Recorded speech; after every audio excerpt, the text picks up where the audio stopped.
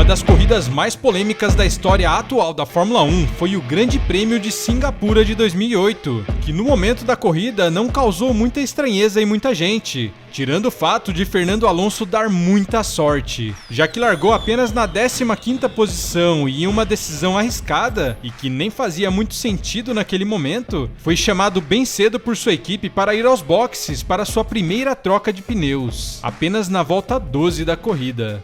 2 voltas depois, seu companheiro de equipe Nelsinho Piquet sofreu um acidente em um lugar em que não tinha como retirar seu carro sem que o safety car fosse acionado, agrupando todo o pelotão. E quando a corrida foi reiniciada, os carros da frente pararam nos boxes e assim, Fernando Alonso foi para a liderança e venceu a corrida.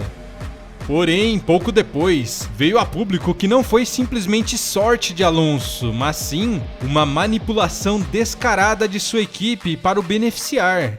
Acontece que o então chefe de equipe da Renault, Flávio Briatore, juntamente com o diretor técnico Pat Symonds, montaram um esquema e instruíram um de seus pilotos, no caso o brasileiro Nelsinho, a bater de propósito o carro de uma forma que beneficiasse seu companheiro de equipe.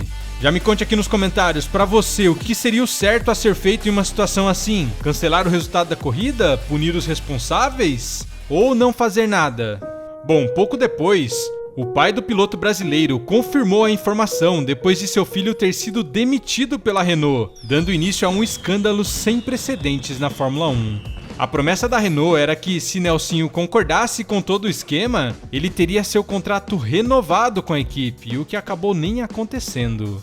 Após as informações vazarem, foi iniciada uma investigação liderada pela FIA, em que no final decidiu por banir Flávio Briatore do esporte por forçar um acidente e manipular o resultado de uma corrida. Porém, pouco depois, a decisão foi cancelada e hoje, Briatore é inclusive um dos embaixadores oficiais da Fórmula 1. Outro punido foi Pat Symonds, que foi afastado da F1 por 5 anos, mas atualmente também trabalha para a F1 como diretor técnico. Fernando Alonso não recebeu nenhuma punição por ter sido comprovado que ele não sabia da armação de nenhuma forma. E Nelsinho Piquet evitou uma punição por ter colaborado com as investigações de todo o esquema da Renault, mas nunca mais teve uma chance na Fórmula 1. Mesmo comprovada a manipulação, o resultado da corrida não foi alterado ou cancelado, com Fernando Alonso mantendo sua vitória. O grande problema é que, com o resultado dessa corrida sendo mantido, todo o campeonato foi afetado, inclusive a disputa pelo título, que foi entre Felipe Massa e Lewis Hamilton. Afinal, Hamilton acabou pontuando nessa corrida, enquanto o brasileiro ficou apenas em 13º, sem registrar nenhum ponto. E como o campeonato foi decidido por apenas um ponto na última corrida em Interlagos, com Hamilton sendo campeão, essa corrida manipulada acabou influenciando bastante, já que tanto Hamilton como Massa poderiam, primeiro, ter tido uma corrida diferente e resultados diferentes em Singapura sem o acidente proposital de Nelsinho. E segundo, porque esses pontos de uma corrida manipulada deveriam ter sido cancelados e Hamilton não teria feito 6 pontos em Singapura. E assim, Felipe Massa seria o campeão de 2008. Como informamos, o resultado da corrida não foi alterado ou cancelado, como seria o ideal para o caso de uma corrida claramente manipulada. Porém, foi ao ar há pouco uma declaração do próprio Bernie Ecclestone, que era o chefe da Fórmula 1 na época, afirmando que tanto ele como o então presidente da FIA, Max Mosley, foram informados sobre o esquema da Renault ainda durante a temporada de 2008. Olha só o que Ecclestone diz. Max Mosley e eu fomos informados sobre o que aconteceu em Singapura durante a temporada de 2008. Piquet Jr. disse a seu pai Nelson que a equipe pediu que ele batesse em um determinado ponto para que ele pudesse ajudar o companheiro de equipe Alonso com um safety car. Decidimos não fazer nada naquele momento. Queríamos proteger o esporte e salvá-lo de um grande escândalo. Na época, havia uma regra de que o resultado do campeonato mundial não poderia ser discutido após a entrega dos prêmios da FIA. Hamilton, portanto, recebeu o troféu de campeão do mundo e estava tudo bem. Tivemos informações suficientes para investigar o assunto. De acordo com os regulamentos, deveríamos ter cancelado o resultado de Singapura nessas circunstâncias, para que ele não contasse para o campeonato.